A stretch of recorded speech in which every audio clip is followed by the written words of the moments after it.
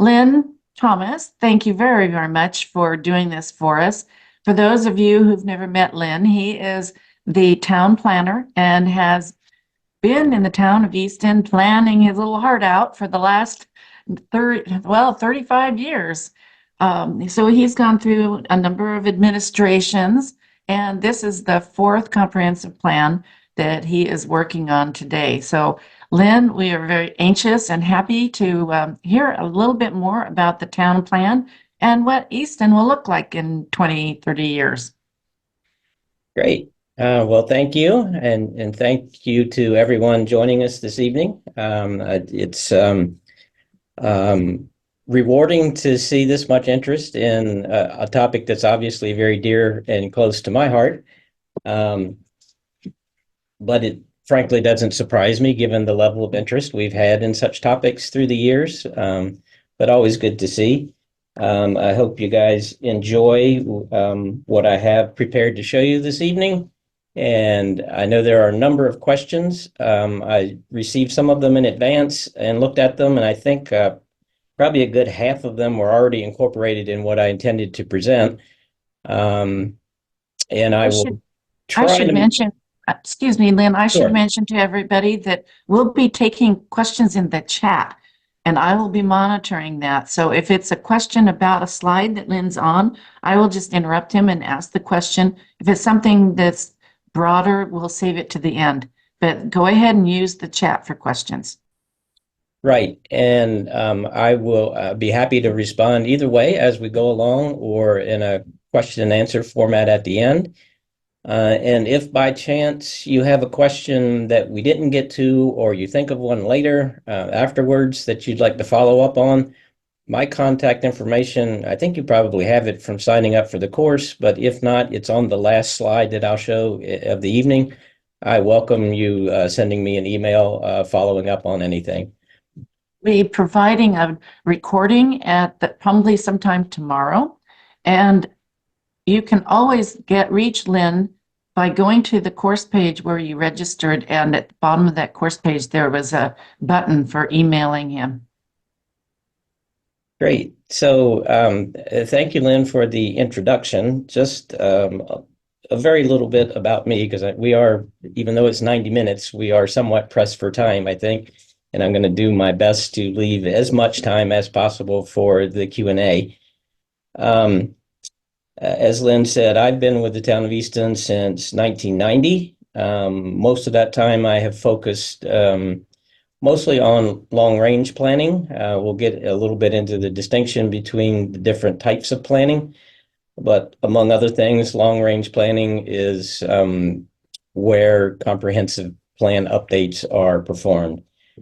I've been the town planner for, gosh, I've lost track, but I think a dozen or so years now. I have a little bit of experience at other levels of government as well. So I worked briefly for the state of Maryland out of their Centerville regional office, and had the opportunity to help towns that are so small that they don't have a professional planning staff in preparing their comprehensive plans. Also have worked at the county and briefly in the private sector. Overall, I think I've been involved in the preparation of about a dozen or so comprehensive plans through the various jurisdictions, including being in charge here at Easton for each of the last 4 comp plans, including the one we're working on right now. And I also, more recently, have added teaching 2 planning classes at Salisbury University in an adjunct function. So about 10 years ago, I was asked to teach a class called Applied Planning, where I teach essentially how it is you actually do planning as opposed to just what you're taught in class and in the textbooks. And notably, I always tie the main focus of that class to a real life project, sometimes more real life than others, depending on our needs at the time, but to something that is happening in Easton. And then the last 5 years, I've also added a second class on the specific topic of smart growth.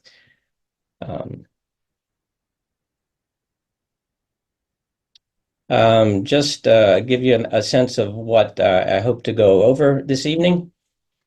Um, just quickly give you a course overview. I will point out some distinctions in different aspects of planning, closely related, but different aspects of planning. Talk about Easton's comprehensive plan. That will obviously be the main focus of the course.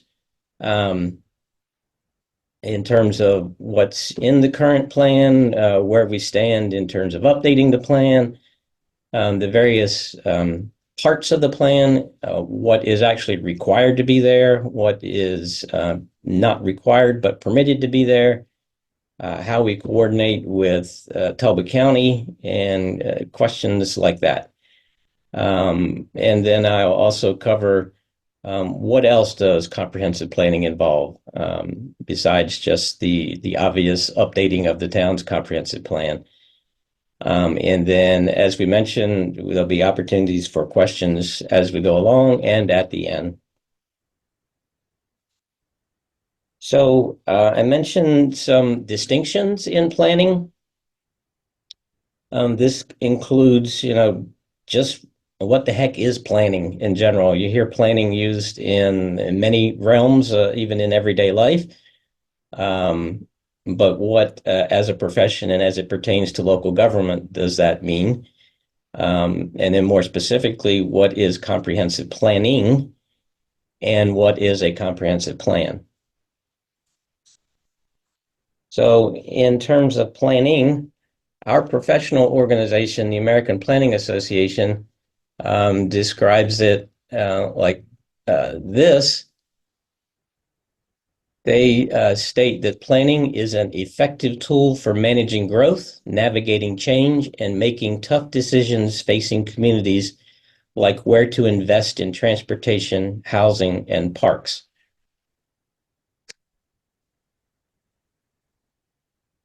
Planning is also a mechanism for addressing change, meaning that planners help communities transform themselves from where they are today to where they want to be tomorrow.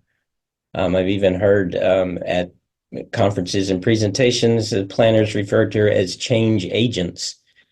Um, I think this is important because even a desire that you hear expressed many times to, we don't want to change anything. Let's keep things the same.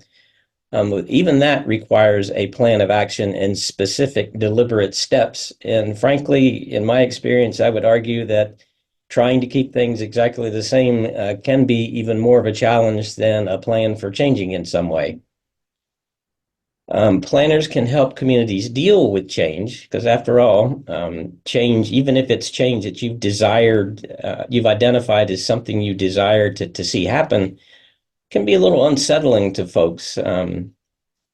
So planners can help communities deal with these issues by identifying how communities have changed over time. Help people understand that it's not just that we're changing from now going into the future. We have changed to get to this point at various points and in various ways over time. Um, Secondly, describing how communities are likely to change even if they continue to follow the so-called business as usual path. And then finally, helping communities decide in what way they want to change and how to do so.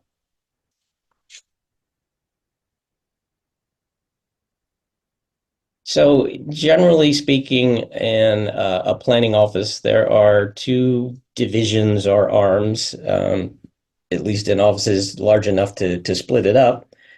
And that is uh, the better known part of that, I think, the one that you will occasionally read about in the newspaper or see a story on the news, um, is that which looks at proposed new developments or a new business coming into the community or something like that, where there's a hearing or a review of a plan at a planning commission meeting or a council meeting. That is not the part that is considered comprehensive planning. That's referred to as current planning or sometimes development review. So that's not the aspect of planning that we will be discussing this evening, although I'm sure we'll touch on it somewhat. The other type of the planning that is the subject of this course is comprehensive planning. It looks at the long-term growth possibilities of the community and is generally referred to as either comprehensive or long-range planning.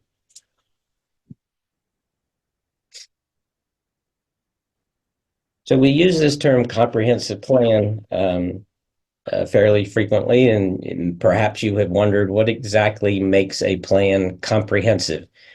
It actually is referring to multiple facets. For one, it's referencing the geographic coverage, meaning it's a plan for all of the area within your jurisdiction. So we make a plan for all of the town of Easton. And actually, because we consider the future town of Easton, we actually plan for a little bit more than the current area within Easton. If my counterparts at Talbot County would be responsible for making a plan for all of Talbot County. It's comprehensive in terms of subject matter. There are some, I don't know, 8 to 10 elements or chapters that the state mandates have to be included in a comprehensive plan. They also list others that we may elect to choose, but they really don't prohibit anything from being in there. So as long as you can make a case that it is in some way relevant to your community and its future growth and development and issues associated with that, it's really not inappropriate to be included in a community's comprehensive plan. And then lastly, a plan is comprehensive in terms of its time horizon, meaning it's not like in the business world, we don't have a 1 or 2 year strategic plan. It's always more long range than that. And in a sense, it's multi range. We are looking out when we do a comprehensive plan, generally at least 20 years. Some communities are getting more and more comfortable with extending that horizon up to, I've seen communities look even out 50 years in their comprehensive planning. Obviously, the further out you go, the less confidence you have in realizing that future, but it is long range in nature. There is obviously more of an emphasis placed on the first 10 years of that time horizon, which is the time period by which we begin this exercise all over again. That is, we update comprehensive plans every 10 years.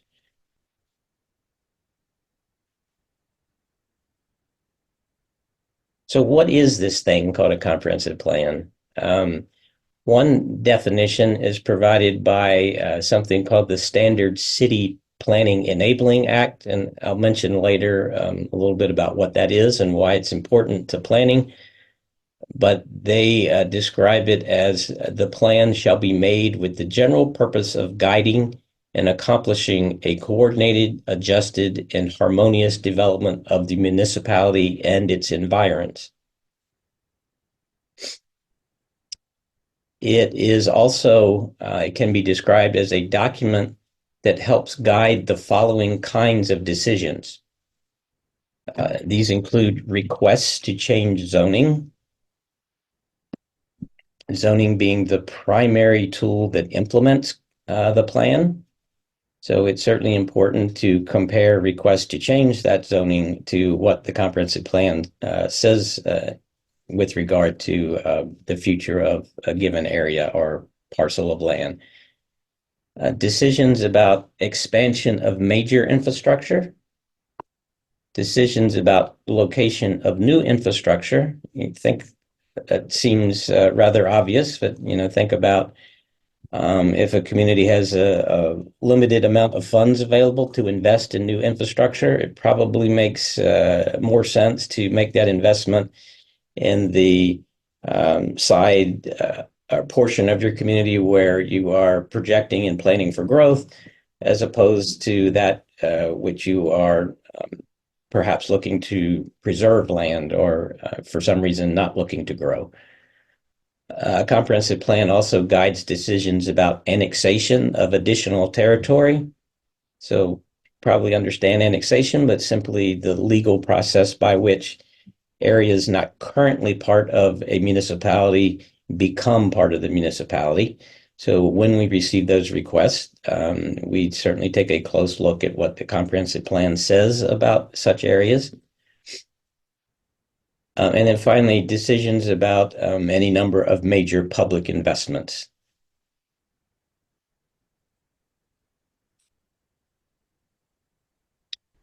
Another description is that a plan is an organized way of finding out a community's needs, creating a vision for how the community should look and function, and then setting goals and objectives for future development and preservation.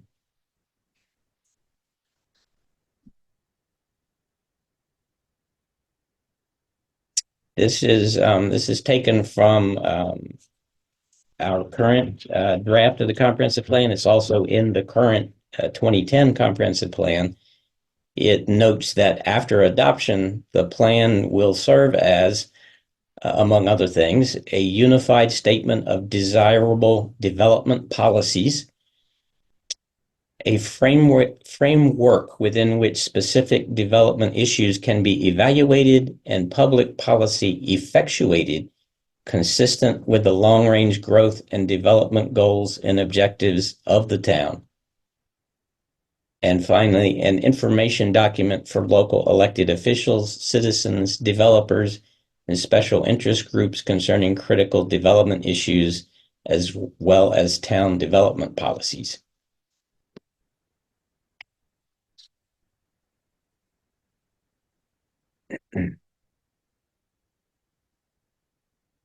Excuse me. I just returned from a conference, which was great to get away and attend the conference, but I found that in leaving this environment and then coming back to the pollen bomb that had gone off while I was gone, allergies have hit me hard. So I have my hot tea here at hand. I'll try to minimize the sips I take, but please excuse me if I have to do that. Um, a little bit about the historic evolution of comprehensive plans. They really go back all the way to something called the City Beautiful movement, which is closely aligned with the 1892 Columbian Exposition and World's Fair that occurred in Chicago. Early plans emphasized urban design and were, in fact, often prepared by or driven by landscape architects, such as Frederick Law Olmsted. The Standard Zoning Enabling Act of 1926 and the Standard City Planning Enabling Act of 1928, that's what I mentioned earlier that would come up again. They laid the framework for much of what shapes planning today, including the purpose and content of plans and the provision for planning commissions. So they were model documents created by the United States Department of Commerce, overseen at the time by Herbert Hoover. And the purpose of these documents was to serve as a template or guide for state governments to adopt legislation which enabled or delegated planning and zoning authority to local governments. And that is still the basis for planning in most of the states in the US today. Now, due to the Great Depression and World War II, it wasn't until really the mid to late 40s into the mid 50s that comprehensive planning began to become relatively widespread. And that was in large part to accommodate and plan for the post-war building boom.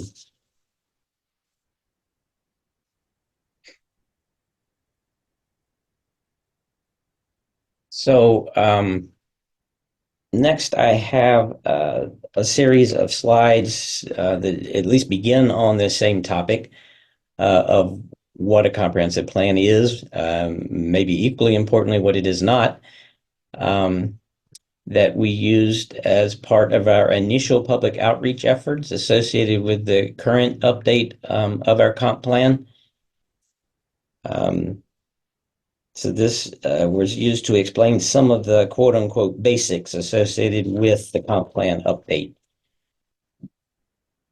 So we began with this explanation of what a comprehensive plan is, highlighting some of the key words. It's long range and a guide for future development of the community. It's a statement of official goals, objectives, and policies on numerous growth related topics. It is a vision of what we envision our community to be like in the future. And sometimes that takes the form of an actual identified and expressly stated vision statement. And sometimes it's more just this overall spirit of the plan. But still, a successful and community guided plan is based on a clear vision. A plan is a source of demographic information, a little less important in the internet age, but prior to that, if you wanted to know something about a community, it was a good source for that kind of information.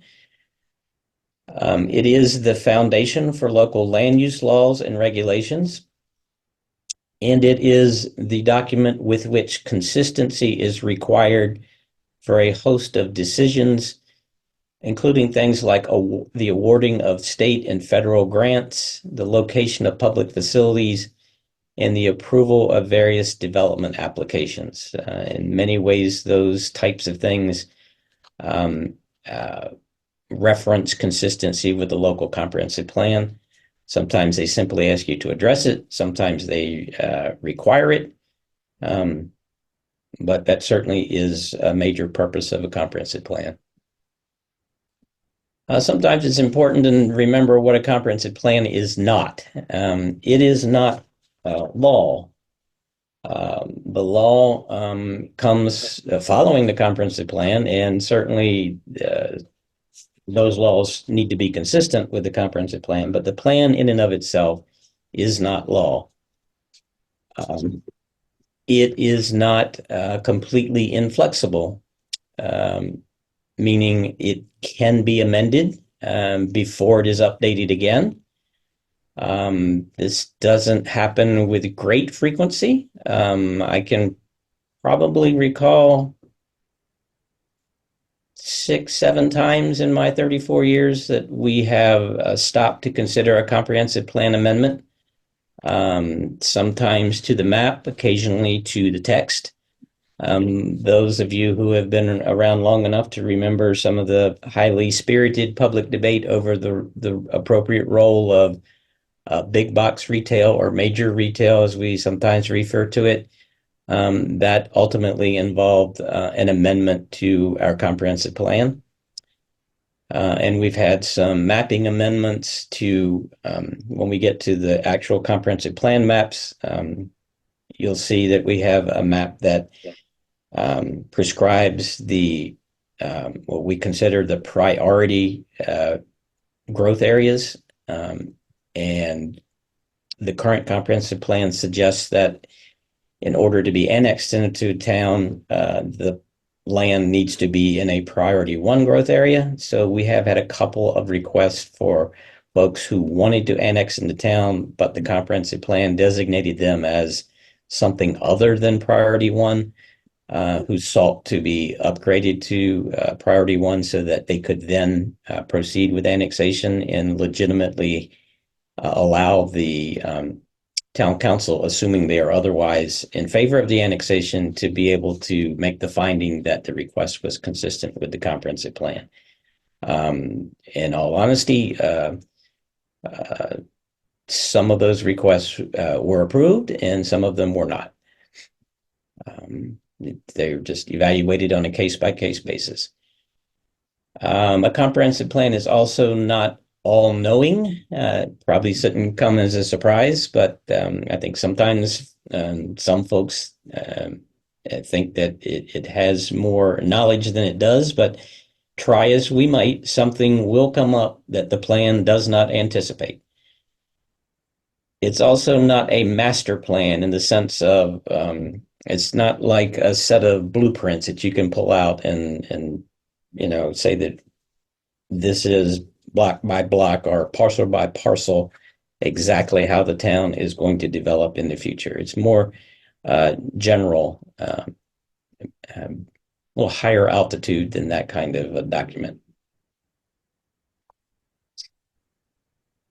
Um, Next, we gave a what I call the unabridged version of the plan. So if you want to look at the plan in total, it's about 300 pages. That include 15 chapters, a foreword, 2 appendices, and 10 maps. And importantly, an explicit statement of 46 goals and 185 objectives. What I call the Cliff Notes version of our comp plan, if you don't want to read all 300 plus pages, at least in terms of the growth strategy that shapes most of the plan, I think it can be summarized as follows. First, contain sprawl, or the outward geographic growth of the town, with something called an urban growth boundary. It's essentially a line in the sand, meaning we've identified a perimeter around the current town boundaries, varying distances from those boundaries, beyond which we do not envision ever growing. Obviously, it's re-examined every time we redo the plan, but it's envisioned to be essentially as far as we will ever grow. Secondly, increase density so that we are growing more efficiently, more compactly, and we can better utilize the land within that urban growth boundary. Third gets more to design issues, and that is to build neighborhoods, by which I mean as opposed to subdivisions or developments. Oftentimes, ironically, I think this means looking to areas of the community that developed before we had formal planning and zoning. Zoning didn't come into existence until in this community until the late 40s and into the 50s, I think. And the parts of town that developed before that happened are frankly, I think, in most people's eyes, the more desirable parts of the community. They tend to be downtown in the areas around downtown, as opposed to the more recent subdivisions. They include characteristics like generally smaller lot sizes, a variety of lot sizes, a variety of uses, and a variety of housing types, and as opposed to what you find in more modern subdivisions of a lot of monotony, for lack of a better term. Single use, often not connected to anything else, and often with limited, even that single use, and pretty much always residential, usually with very limited options for types of housing and even housing models. Fourthly, something we hear regardless of where people tend to stand on the how little or how much they would like to see growth spectrum, there seems to be fairly wide agreement that whatever or however much growth we get, we should be striving to improve the quality of the design of that development. Now, all 4 of those tenets were actually taken, they're in the 2010 plan, but they were taken from the previous plan. New to the 2010 plan is the last bullet, which is manage the rate of growth. and the target was identified as 1% annually, which is interesting in that that followed decades, really 2.5 to 3 decades worth of growth, where annual growth rates were pretty standard at 3%. And this is also not long after the 3 years with the most permits ever issued by the town, of 2002, 2003, and 2004, when up to that point, it was pretty common for the town to issue somewhere between, I'll say, 120 and maybe as high as 180 permits, typically even tighter than that, around 150. But in those 3 years, we issued 306, 315, and 346. Oh, So Lynn, that's, yes. there's a question here, and for the group, I've had a couple of other questions, and they're very broad, so I'm holding them to the end. So I know they're there, and I'm not ignoring you, but this question is quick. Okay. How is the 1% measured? Is it based on population? Um, so it can be done either way. It's either population or housing. One is a function of the other.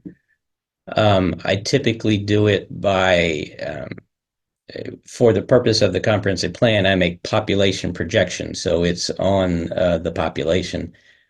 But that is, a function of the number of housing units approved and the average household size. So it really works either way. So as I say, I thought that was interesting. Frankly, I thought we had no chance of keeping growth down to that level. And then lo and behold, I guess the comprehensive plan has more power than even I thought, because since we put that in the plan, we have averaged about 7/10 of 1% annually, and have only exceeded 100 permits on 2 occasions since then. And those were both years where there were apartment projects approved. Is that to your point that we don't have the housing for the to grow? I'm sorry, is that what? So is that because of your earlier point that we don't have the housing for growth? If we had more housing, that we would grow, and right now there's no, we're having trouble finding.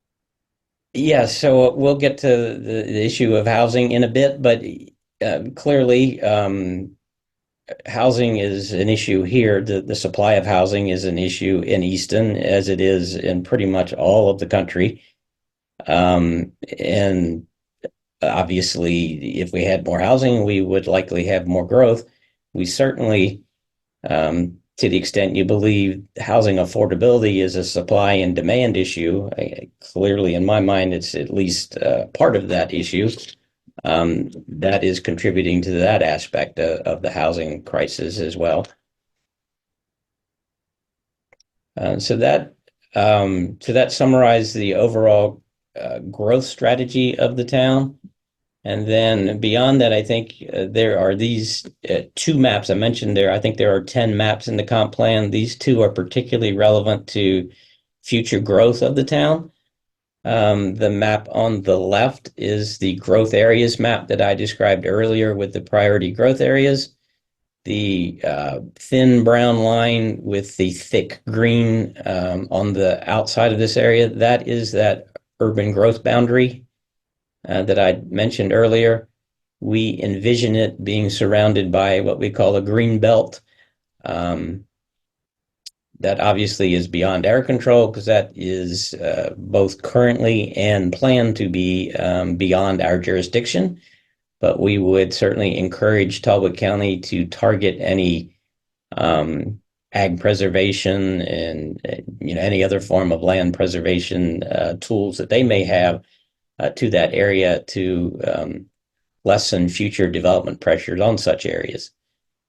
The other map that works in conjunction with the growth areas map is the future land use map.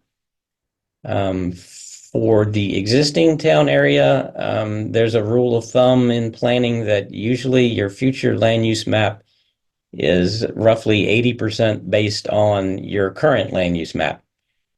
So really you're identifying areas, the 20% that you envision some kind of change being necessary. But the major focus is really on those areas that are not yet within your town, so that if and when an annexation request is received, you can contemplate the appropriate zoning based on what your comprehensive plan envisions for that area.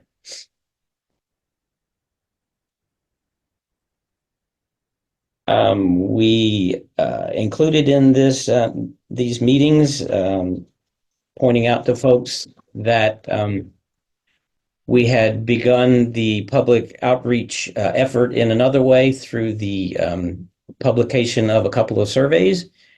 We had one on what we called bigger picture or overarching issues, and a second one that was on general quality of life issues, both available through the links circled here from our website at the time.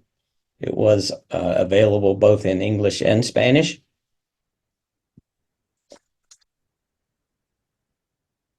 And then we went through with the audience some of the findings to that point from the surveys. And I will just go through these very quickly because the point wasn't necessarily to dwell on these particular findings as opposed to just pointing out the public input that we received and the techniques that we use. So asked a series of questions about Easton characteristics of Easton's population. Noted that the 2020 census indicated our population was 17,101, and asked, in your opinion, do you think Easton's population is, and asked them to rank on a scale of 1 being too small up to 5 being too large. And you see that it falls predominantly in the middle. Similar question about the rate of growth and asking if people think we're growing too slowly or too quickly. Again, falls in the middle, although the secondary responses are a little more towards the more quickly end. And then same sort of question, but about the amount of land, or if you will, the footprint of the town of Easton. And again, the answers are in the middle. We then point out that future growth there are essentially two options to accommodate future growth.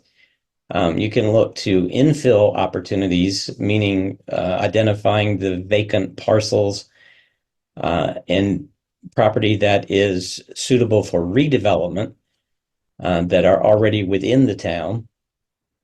Or the other option is development on currently undeveloped land outside of town limits, out on so-called greenfields. And we ask, in your opinion, what should the percentage split between these two options be? And very notably, there was a clear preference for more growth to be accommodated by infill and redevelopment, with suggested percentages commonly ranging from an even 50-50 split up to an 80-20 preference for the infill redevelopment option.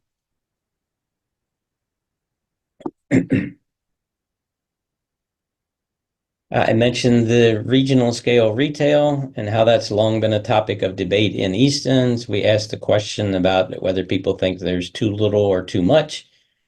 Again, a little less overwhelming, but again, the most common response is in the middle.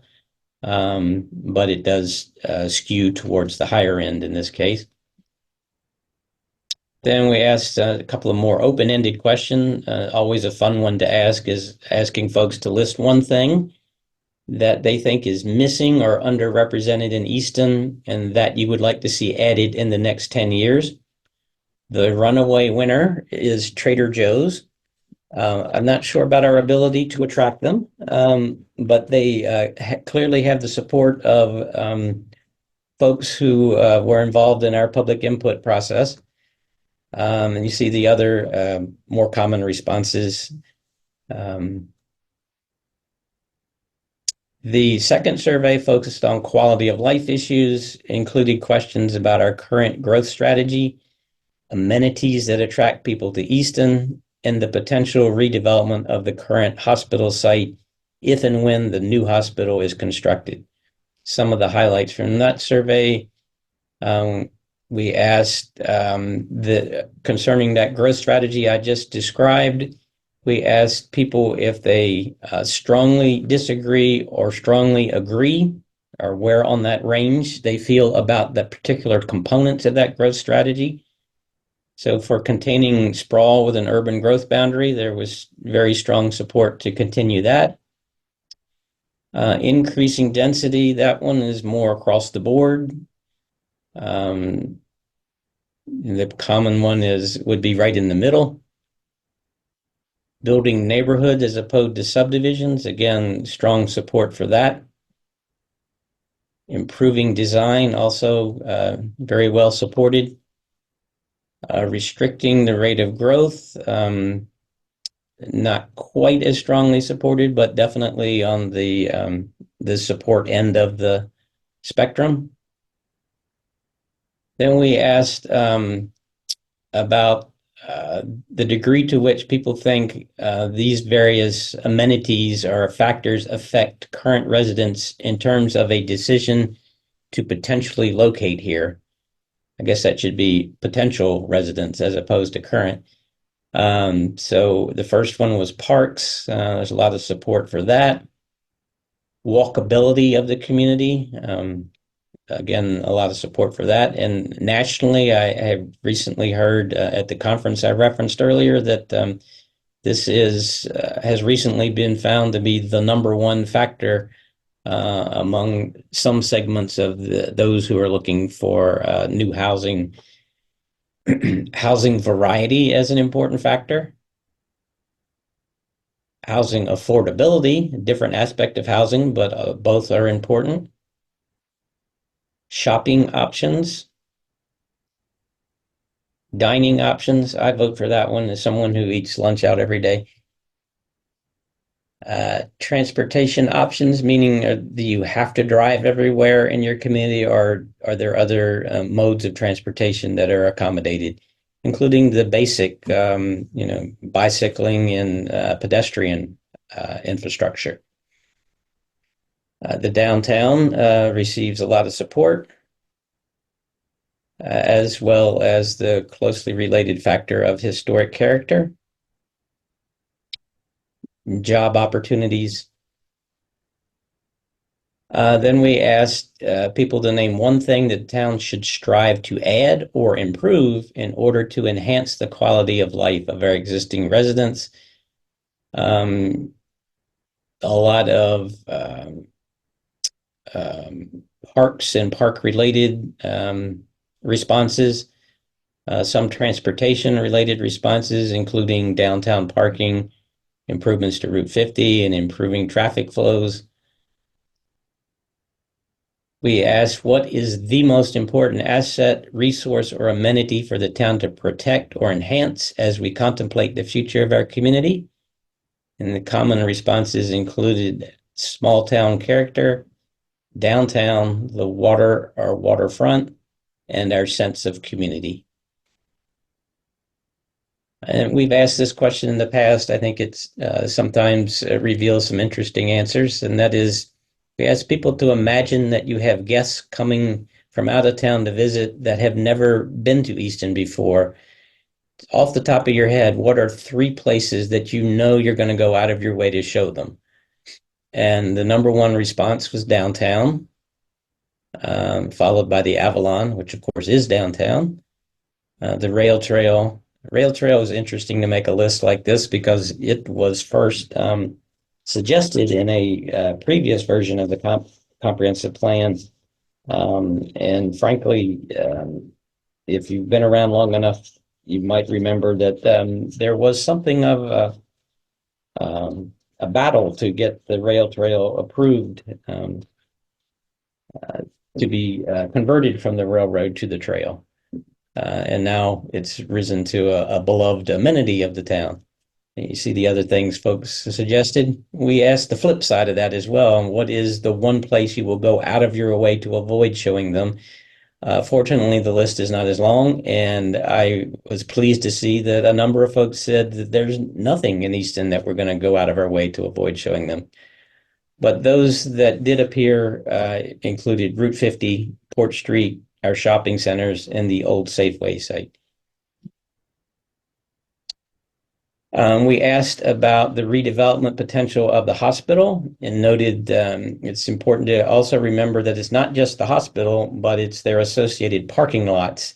So there's a tremendous redevelopment opportunity with that site. And we asked people how they thought it should be redeveloped. And the responses included some kind of mixed use project, apartments. Some people suggested that whatever it is, it should include maintenance of some level of medical services. There were suggestions for parks to be included, an art center, and some sort of academic institution or school. In the interest of time, I'll advance through some of these, but similar breakdown of similar questions. Oh, I'm really skipping a lot, right? One. Moving to our current comprehensive plan and the status. In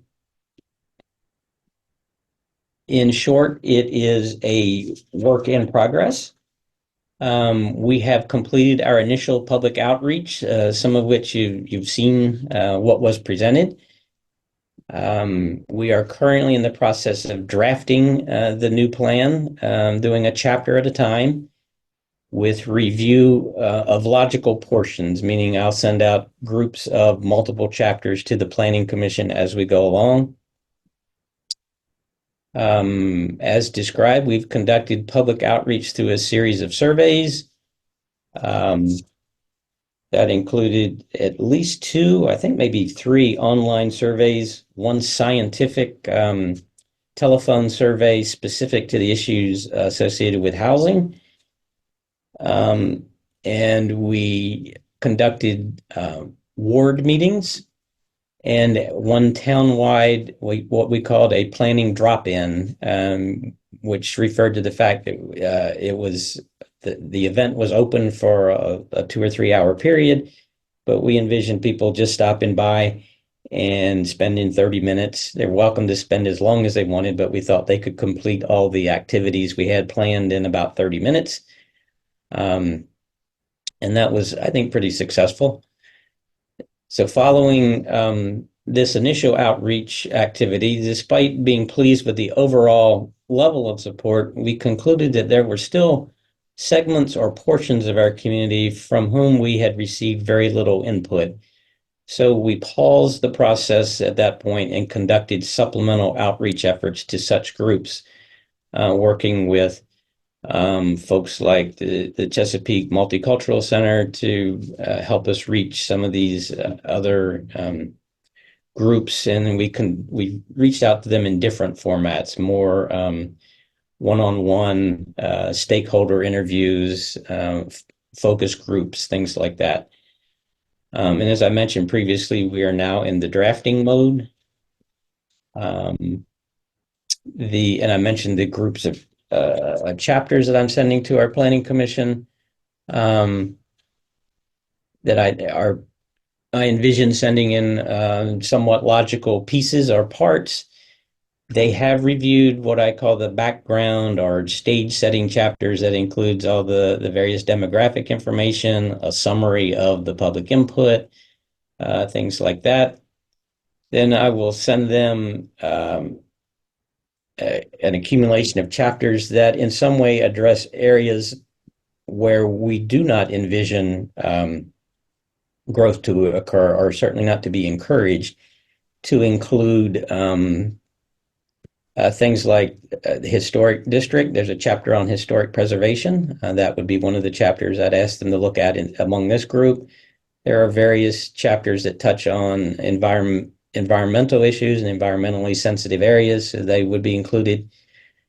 Then there are the various chapters that address the flip side of that, the areas that should be developed. And then finally, the chapters that lay out the plan for how we intend to accomplish all of the above. So Lynn, So, yes. we have a couple of questions about the process of getting feedback Hmm.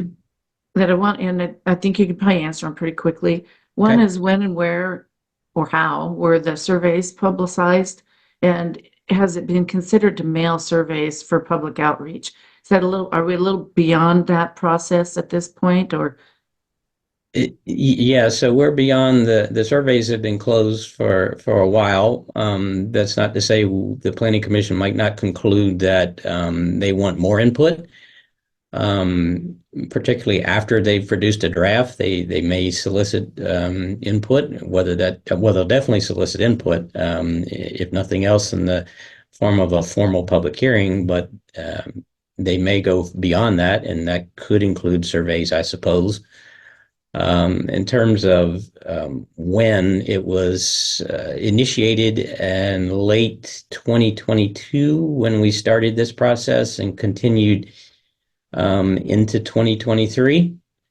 And we advertised every way that I knew how, including press releases, asking elected officials to distribute among their contacts, social media. I went on the Rabbis Roundtable in an attempt to publicize it. And really, it was one of the primary focuses of the ward meetings that we had. Unfortunately, while one of them was very well attended, three of them not so much. So, um, Can't say that we also publicized it to the 2,300 odd people in who get the Chesapeake Forum newsletter, monthly newsletter. So, and we publicized that for several months. So that added a great. And the numbers were pretty good. I mean, the summary I showed earlier was before the survey closed, and that it was at 535 at that point for just one of the surveys. I think I probably shouldn't guess, but I think we were pretty close to 1,000 between survey one and survey two when it closed, which is a fairly respectable number of surveys. Now, granted, it's an online survey; it's not random, it's not scientific, but 1,000 out of a community of 17,000 is fairly impressive. thousand gives you a margin of error about 1.3% one way or the other. So that's pretty Hmm. good. We just weren't looking at that data though, to be clear. Okay, is there another question?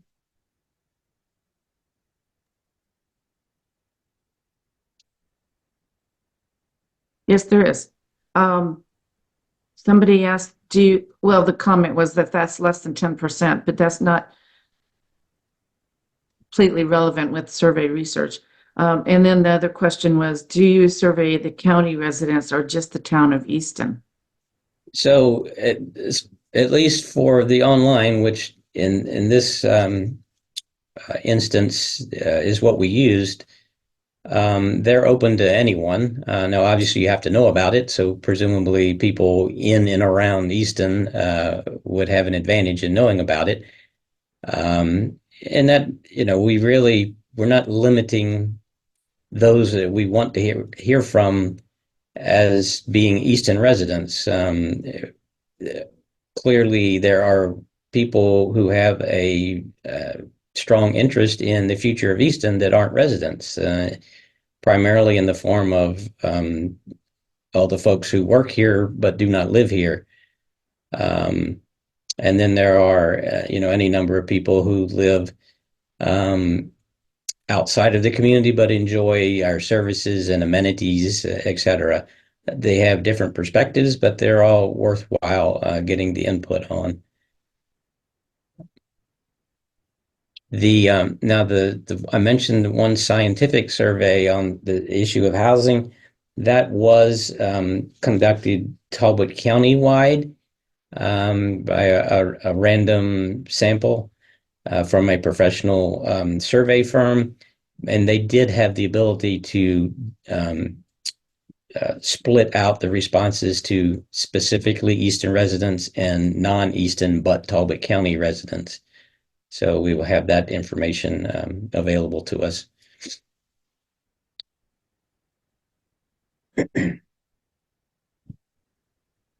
So I went through the chapters groupings, and this will all lead eventually to the Planning Commission publishing a draft plan on which there will be a public hearing or hearings and possibly revisions to this draft until the commission is satisfied with the plan, which they will approve and send to the town council for final review and adoption of the plan. And the town council themselves, although not required to have a public hearing, almost certainly will do so before undertaking such an action.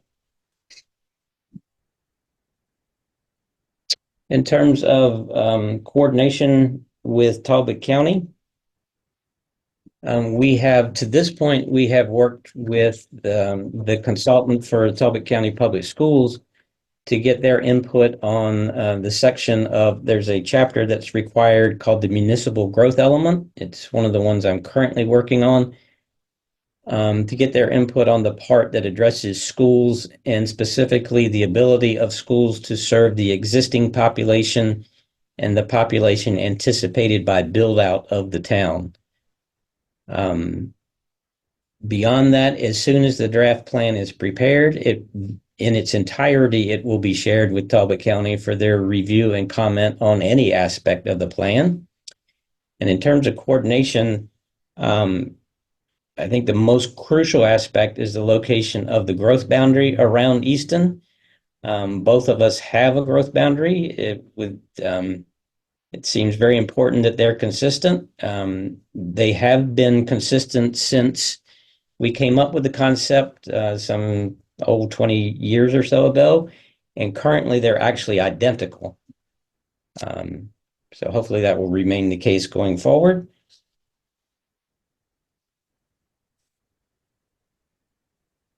I think the next most important area to coordinate with the county is probably what each jurisdiction says about the land that is currently within Easton's identified growth area, but is not yet annexed. Because what happens between now and the point at which it is annexed under county rules and regulations, can certainly have great implications for if it ever is annexed and what the character of it will be and the likelihood of it making sense to be annexed.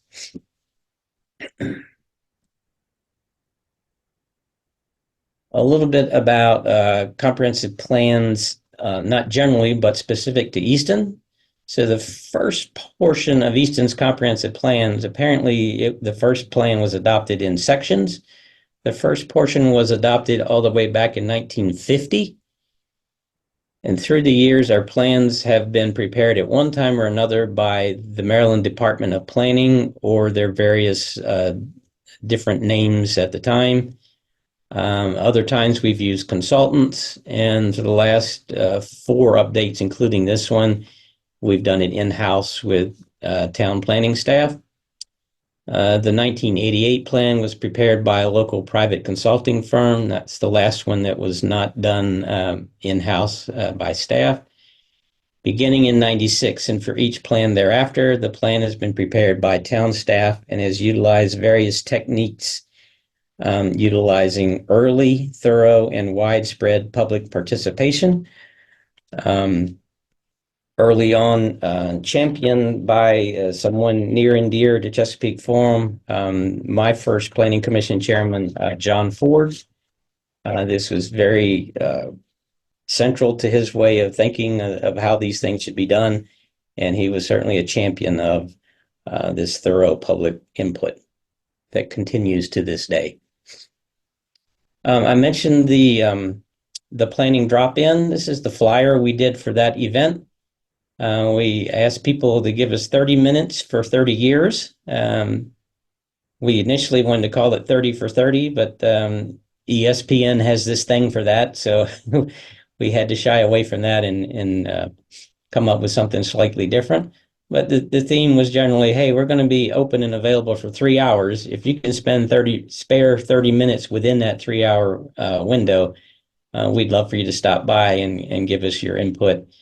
And here's just a number of pictures of that event, showing the room at the firehouse set up in a series of stations where people gave input through various methods on specific topics.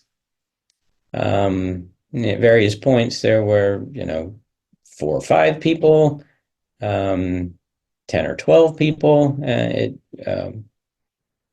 surged throughout the day.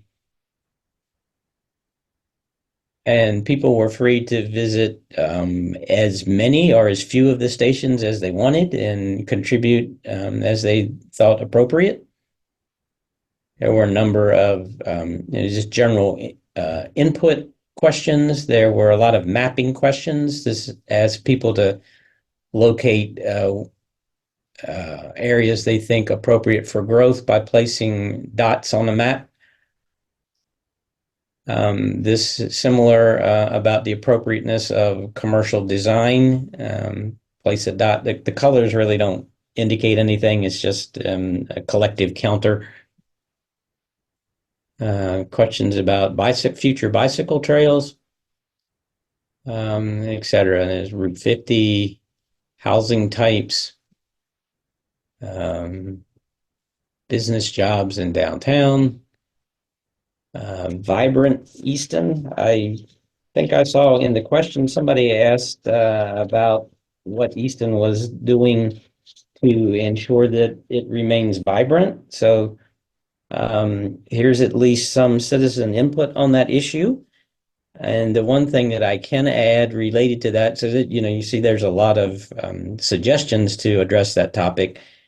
Specifically, we are pursuing the public arts aspect of it. We either are in the process or will soon be of advertising in conjunction with Easton Economic Development Corporation to hire a consultant to actually develop a public arts master plan that will hopefully advance such initiatives.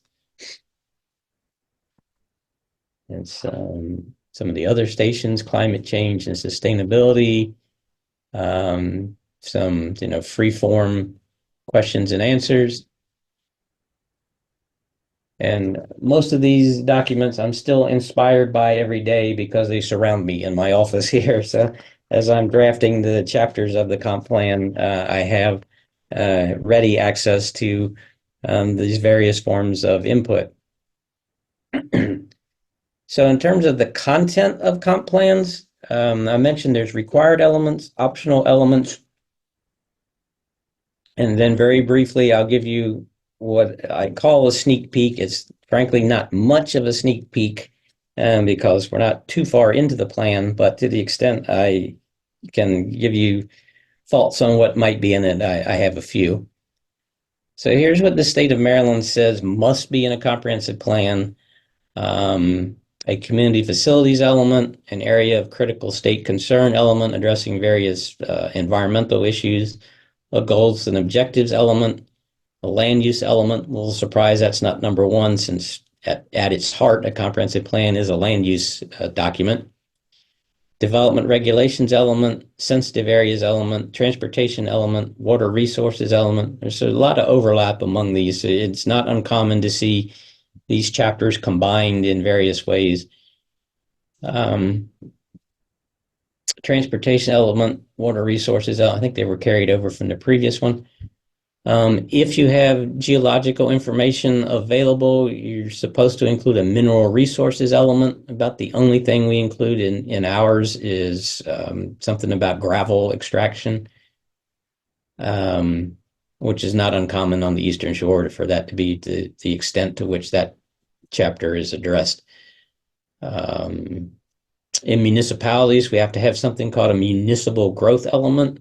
to look at our capacity to accommodate the build out of our community within our existing town boundaries.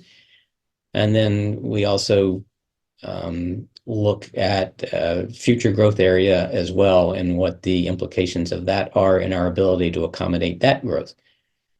Doesn't apply to the town, but if you're a county located on tidal waters of the state, you have to also include a fisheries element. And then here's the list of elements that you are permitted to include. I highlighted housing because when I originally created this slide several years ago, it was in this list of permissive elements. It has since, by the state legislature, been moved over to the required elements. So it will be required in this update.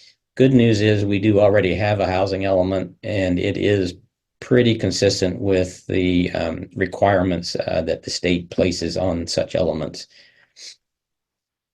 In terms of what's in the new plan, the short answer is at this point, who knows?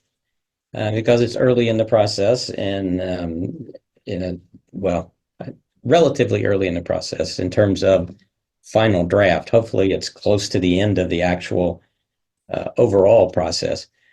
But I would say, based on feedback so far and the Planning Commission's review of the initial chapters, it seems likely to me that this plan will very closely follow the current plan, which frankly very closely followed the previous plan. We haven't had a significant departure since that 88 to 96 time frame. But specifically, I expect a continuation of that 5-point growth strategy. To the extent there are new parts, I think it will probably focus on the following. A development of specific policies to guide annexation requests. So the Planning Commission has talked about coming up with actual policies to look at when considering annexations beyond just, is it a priority one area for annexation or not? What that's going to entail, I have a couple of ideas, but I don't really know the complete list of such policies or whether that is intended to supplement or replace that priority annexation system. I think it's pretty likely that there will be more attention paid in this plan to issues associated with sustainable forms of development than exists in the current plan. I think we will take a deeper dive into the various options available to increase both housing supply and variety in a responsible manner, meaning if it's in new infill types of housing, it would be housing that is compatible with its surroundings. And if it's new greenfield housing, what do we want that future growth area to look like? We have a little more of a blank canvas out there. And I think that leads to the next bullet, and I think that is there will likely be a greater distinction between infill / redevelopment and new greenfield development and what we expect to see in each in terms of future projects of those types. Can you define what sustainable development means? Oh, I was afraid somebody would ask that question. So sustainable development is, for lack of a better term, environmentally sensitive development. It is development which sustainability has been defined as that which meets the need of the present generation without compromising the need of future generations to meet their own needs. So being a lot more conscious of the impacts of our current development decisions on even further down the road residents. Best I can do off the top of my head. But I know that there is consideration, for example, to look at the potential impact of climate change on Easton. The good news is, in one sense, that we don't have a lot of water frontage. So we don't have quite the crisis that a number of other communities are facing. but we do have some. And there are other issues beyond rising sea level to take into account. You know, there's the increased frequency of um, flooding beyond waterfront, for example, and a host of other issues that, frankly, we contemplate adding a sustainability chapter. And I've spoken to um, a couple of staff members at Eastern Shore Land Conservancy who have indicated willingness to help us draft such a chapter, since at this point we have no experience in that particular uh, aspect of a comprehensive plan. Finally, I can wrap up with some of the other aspects of comprehensive planning. These include small area plans or neighborhood plans, you might hear them referred to, zoning and subdivision regulations and other tools that implement the comprehensive plan.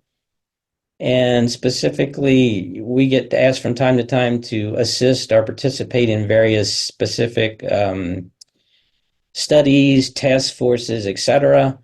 And there's one right now going on the issue of housing.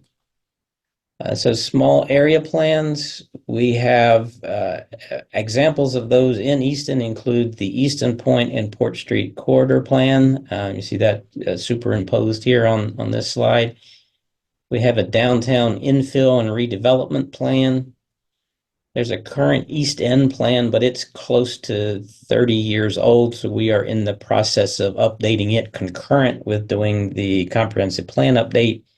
We're expanding its focus a little bit to include not just the East End neighborhood, but also the Dover Street corridor.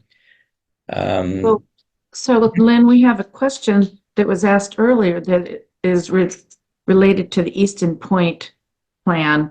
Okay. The question was, can you tell us about the short to midterm plans for Easton Point and where it is in your overall comprehensive plan and the priorities? Sure. So in terms of, I answered the second part of that first. In terms of that, if the priority is referring to that priority growth areas, it's a priority one for the portion of Easton Point that is not yet in town, which frankly, at this point is still about half of Easton Point is not in town. The town, own our former public works site that has been and is continuing to be converted into a waterfront park. I wrote a grant a couple of years ago to assist in the acquisition of what used to be the Southern States property. And we have acquired and demolished the most of the structures on the property, and that will be an expansion of that waterfront park. Ultimately, we envision a new boat ramp and a kayak launch to be part of that aspect of it. So we will continue with those parts that we have direct control over.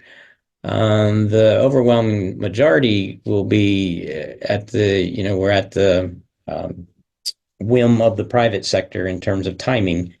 We've laid out a plan for what we envision happening there, but of course, until the private property owners are ready to move forward, we can't really do much except wait for that to occur.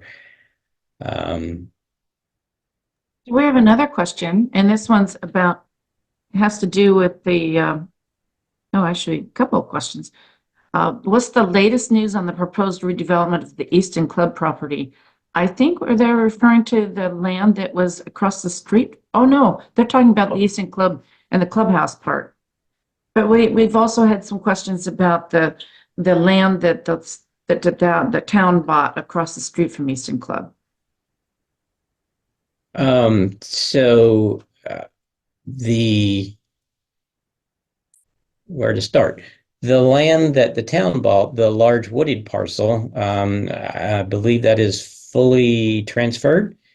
It's intended to remain as a wooded parcel. If we do anything to it, it will be to facilitate trails through it. But my understanding is that is about it. Um, so if that's what the question was referring to, that's the status of that one. If they're referring to the Poplar Hill property, the town did not purchase that, but the county did. And I'm not sure what their plans for that is. Easton Club, you've just educated me because I am not aware of anything happening at Easton Club other than we're still awaiting a complete and follow-up submission from the current owners of Easton Club for assuming they still want to do what they last proposed. Um, but stat is unknown on that one, really. So there's one other question. This is quite interesting. Do you feel that the small area plans have received greater and more substantial or productive input from the community as opposed to the comprehensive plan updates? That's a good question. I don't know if it's received greater in terms of overall number. It probably is. I think that people show up more interested. Um, and actually, this is a point I make in the class that I teach at Salisbury that this is not uncommon because you're getting closer and closer to people's backyard when you begin to do small area plans. And you can make more specific, both in terms of the site and in terms of what you're actually proposing on a given piece of property than you can by definition for an overall town-wide plan. So that tends to pique people's interest a lot more. So it's not uncommon to find um, um, more interest in such plans. It's a good So, question. what somebody's asked the question of where can we find the boundaries of the neighborhoods? For example, curious what the East End neighborhood is. Can you maybe, if you could define it by streets, that would be helpful. So What's what is the East End neighborhood? What's the Hill neighborhood? uh, that's boy, you're bringing the good questions now. So um, those are particularly East End is self-identified by the East End Neighborhood Association. Our plan may vary slightly, but it will largely follow their boundaries, other than, as I say, we're extending it up the Dover Street corridor. The Hill neighborhood is, in my view, largely, if not entirely, a subset of East End. A lot of overlap, but it's very specific to the um, historic African American community and the you know near the rail trail and including the two historic African American churches. We have a East End neighborhood section of our website. If folks are more interested in that particular small area plan, they can go to our website and there's some cool interactive tools there that I believe are still open. My supervisor, Miguel Salinas, is actually heading up that particular small area plan, but I believe he still has it set up to accept public input on the. We have like a digital version or electronic version of some of those mapping exercises I showed with the actual physical printed maps on earlier slides. We've found a way to do that digitally now and actually do more things like people can place a pin on a specific location and then add a comment about why they placed that pin there. We ask them to identify certain things and they can do that. So it's very interesting. So if So people are interested in that, I encourage them to navigate to that site. another question came up relative to the small area plans with the Port Street Master Plan. How do private developer plans tie into that? And how do you consider their ideas and their plans as you in the comprehensive plan? Yes, good question again. Um, The Port Street small area plan, the image you see on the screen is what was presented to us originally from Easton Economic Development Corporation and their consultant. And while we liked it, in some parts of it a lot, we thought it was perhaps a little too specific and implies that this is the one and only plan that we're expecting to see. And that's not quite the nature of comprehensive planning, at least not how we have practiced it in Easton through the years. So what we ended up doing is we kept this illustration, but we placed it in an appendix and indicated it was one example of what we envision as being possible on Easton Point. And we made the quote unquote official land use map more like a traditional land use map that just shows generalized areas for things like housing and mixed use and public access and that sort of thing. So if a development proposal is submitted, clearly we will it'll undergo review in a couple of ways. So if it's for land that needs to be annexed, we will be comparing what they have in mind with what the comprehensive plan says, and the comprehensive plan includes, by extension, the small area plan. So we'll compare their plans to see if they're consistent. If they are, that should be a no-brainer. It should go ahead and be annexed, and we begin the process of formally reviewing the request.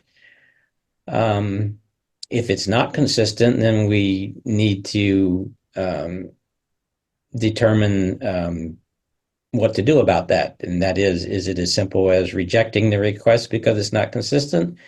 Or do we look at it more closely and consider, is their idea appropriate enough to consider amending the comp plan such that it would be consistent? Those are all possible outcomes of such an effort. Yeah, this question, we have a question that's come up twice now, and that is, so what is the current proposal for Easton Club? I know that you're waiting for the company to come back with a new proposal, but is there a current proposal on the table? So the last thing that was, and it's probably been a year ago. So if folks are remembering back to a planning commission meeting of late spring, early summer of last year, that's the last thing that has been submitted. The Maryland Health Club left that meeting with a laundry list of things that they were going to follow up on and address, some of which were direct requests of the Planning Commission, and some of which were, at least they represented to us, they intended to address concerns that were raised by the citizens, largely the residents of Easton Club at that particular meeting. So that included the essentially reopening the restaurant area, the redoing of the event area, and then there are two spaces that frankly I have never had a very firm handle on what exactly is proposed for those areas, that they referred to as, I think, Agri Building 1 and 2. They would be new buildings. And you've not gotten anything back yet? We have not. Okay. Has there been any movement on the development on Dutchman's Lane? The Four Seasons development, they are proceeding through plan review. So after the meetings that are held by the Planning Commission, the Planning Commission only approves the first step of a 3 or 4 step process. That's the sketch, subdivision, or site plan. After that, they're really just a series of engineering details that become increasingly detailed as you go along. And there's no need for the planning commission to review those unless we receive something that is not consistent with what they approved in the sketch plan, in which case we will make them either change the plans, the development plans to be consistent with the sketch plan, or return to the planning commission to have the sketch plan changed if they are so inclined to be consistent with what's been submitted. So those processes often take a year to 2 years to get all the way through. I just today, I believe it was, signed off on one of those sets of plans. So they are progressing through the process. Um, I I couldn't tell you where or how close they are to breaking ground. Um, I believe it's reasonably close, and we may see something in the next few months. I know that's the case on the other project, the Gannon Estates project out on Matthewstown. And obviously, if folks have been on Elliott Road in the last week, you will have noticed that the apartment project that was approved there has just broken ground. So we're getting close to the end. We did extend the Zoom for another half hour to continue with questions if people want to add questions. But one area that we haven't gotten to that we had a considerable number of questions about was the idea of plans for parks and about bike paths. Can you tell us a little bit about that? Yeah, so that comes into play in the comprehensive plan, both of those, in that the parks is it's actually required to be, in terms of an actual requirement, it's required to be part of the, I believe it's called the community facilities chapter or element of the plan. But we, like a lot of communities, think parks are important enough to warrant their own individual chapter. So we have a Parks and Recreation chapter. Additionally, we address bicycles together with pedestrians.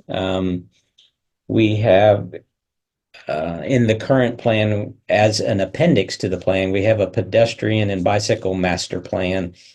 And we have worked with the local bicycling advocacy group. Talbot Thrive has reviewed what is in the 2010 plan and has drafted some proposed essentially a brand new version of that for consideration by the Planning Commission when we get to that particular, whether it remains an appendix or it gets moved into the plan itself.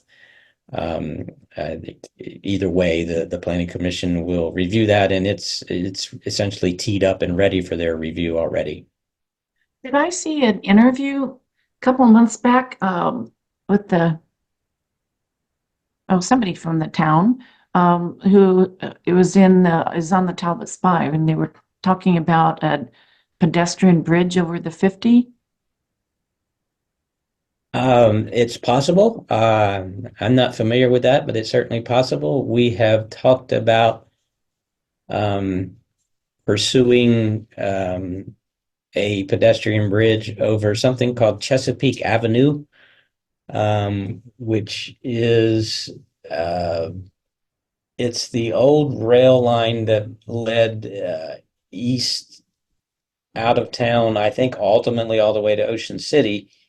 But it is actually a mapped street and is the location of our main sewer line out of town running down to our wastewater treatment system down on the chop tank. Um, That and isn't that running into also to the area that one of our county commissioners had suggested would be a good place for a passive park on on the east side of 50? so at one of the frankly, I think perhaps the best suggestion that has come out of the at least the early public input was from County Councilman Pete Lesher, if that's who you're referring to, who suggested that we go ahead and pursue the creation of a rail trail right now, even though it wouldn't be connected to the town. There are folks, for example, in Easton Club East and eventually in the Four Season project, who, assuming they could get to it, would certainly be able to utilize such a trail today. Um, and so I think there is general agreement that that makes sense.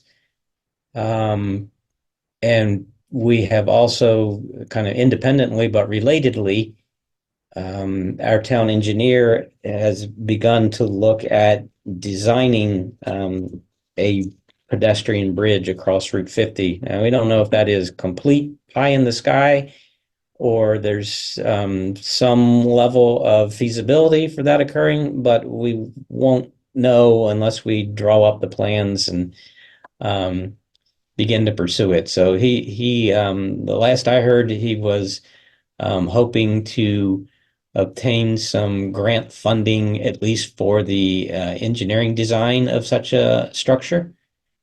So I believe that's the status of that. So yes, it is not anything that is official, but it is something that is on our drawing boards.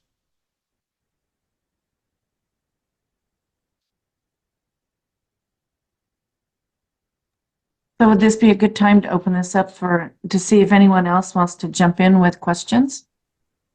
I'm sure. I think I'm pretty close to the end of my slides anyway, so we might as well go ahead and open it up. I'll Oh, advance to my uh yeah, I just had three or four more. So there's the final where I mentioned earlier that if folks were interested, there's my email. And I think as you pointed out, that's available to them um, through other methods. on our I website. will Mhm. make a personal plea or pitch that if these subjects are of great interest to you, and if you are a resident of the town of Easton, we are almost always on the lookout for um, members, potential members of one or more of our various boards or commissions. And we have a volunteer form on our website that I would invite and encourage you to fill out. And if you're not a resident of the town of Easton, but live within Talbot County, I believe that they have the same sort of thing. And I would be shocked if they would not similarly welcome your interest. Somebody asked what the Four Seasons project is. That's a 55 plus community being built off Dutchman's Lane between East and Club East and the 50. You don't need me. Yes, that is exactly it, right. It's age restricted community immediately west. Well, there is one intervening parcel, but to the west of Easton Club East on the north side of Dutchman's Lane. Um, that You should know, be breaking Lynn, one ground of the relatively things soon. Yeah.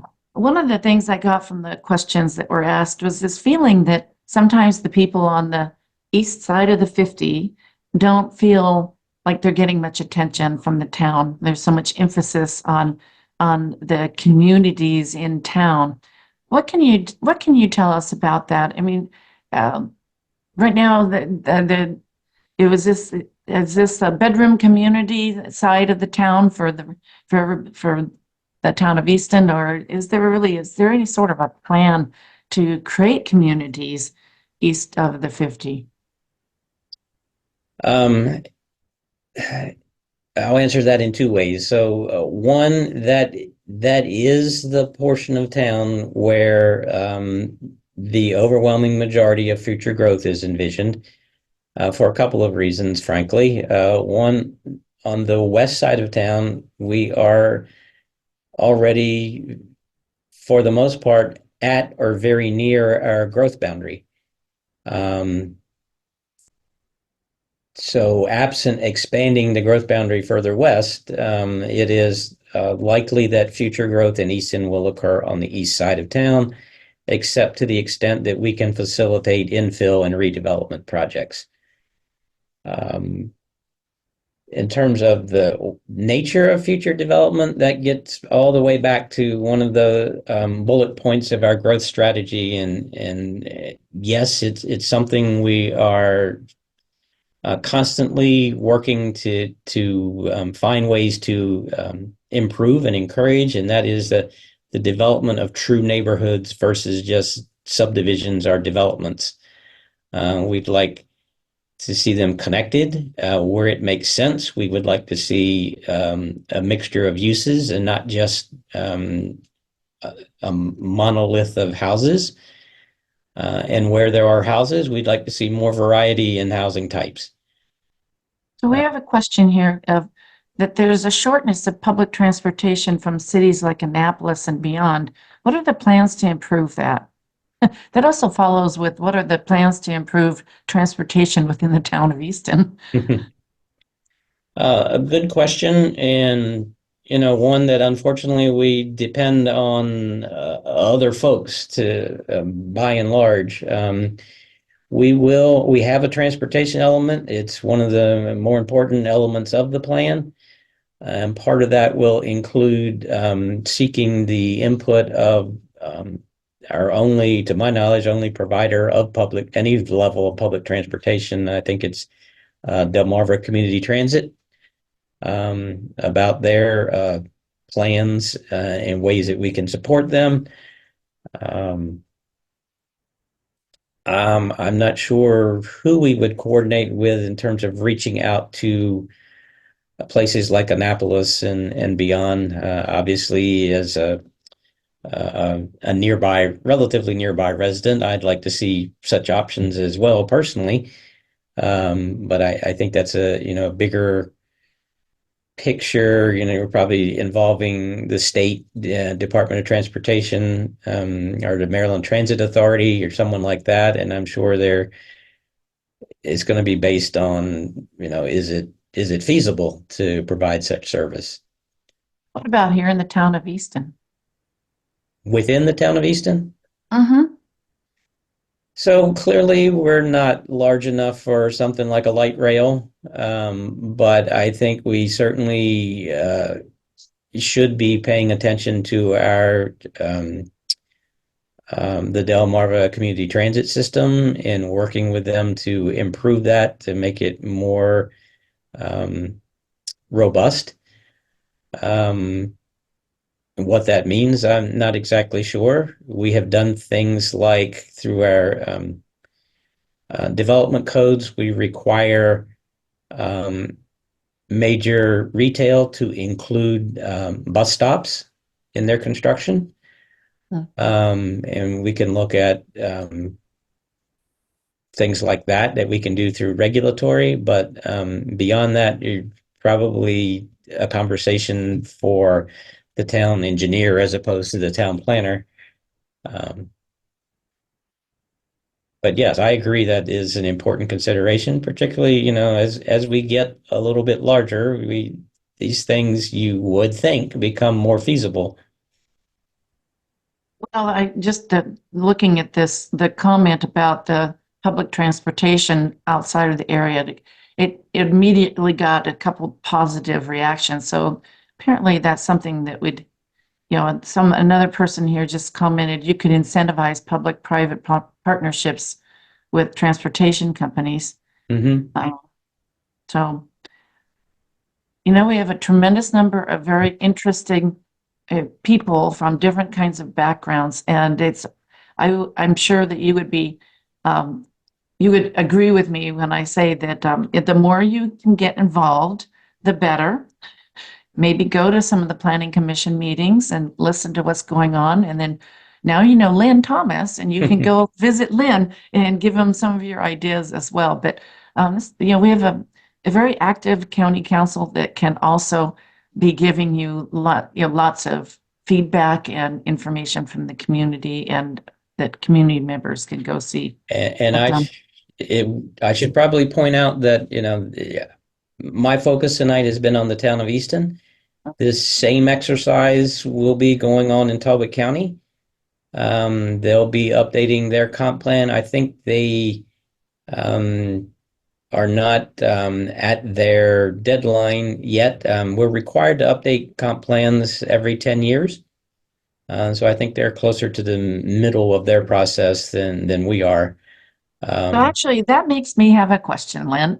You're okay, not going to like this question. I The think I know last where you're comp, going. the last comp plan was in 2010.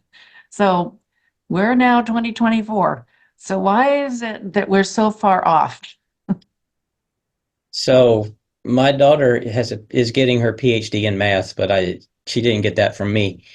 No, the short answer to that is the state legislature changed the period, the duration, the frequency with which you have to update plans from once every 6 years to once every 10 years. The intent being to correspond with the release of census data, since that drives so much of the background information for comp plans. So, and they made the first application of that not necessarily 10 years after your last plan was adopted, or not necessarily 2020, but they recognize that it takes a few years before that data is disseminated. So our deadline, it was technically 2023. So we are behind schedule, but we're not 4 years behind schedule. And It seems like it sure, takes a couple of years to get it done, right? we have found since using the highly public participatory, and the more you do that, the longer it takes. That generally 2 to 2.5 years is what it takes from the day we kick off until the day that the council is adopting a comp plan. And Well, that would put us end of this year, beginning of next year, which, even though I feel like we are stalled at the moment, we are pretty much right on track for that schedule. you probably feel like you've been living a life of comp planning. So, well, I want to thank you very, very much. I'm not seeing any more questions from people. I'm seeing a lot of thank yous for the presentation. Well, thank And you. yes, we really appreciate your taking the time with us tonight. It's been very interesting. We learned a lot about comprehensive planning. So, Well, that's good. Hopefully I but did my but job. And but as we finish today, I want to peek inside of your head. What do you think Easton's going to look like in 20 years? what do I think Easton's going to look like in 20 years? I think you know better than any of us. um, I'm tempted to say not a heck of a lot different than it does today. But that depends on so many things.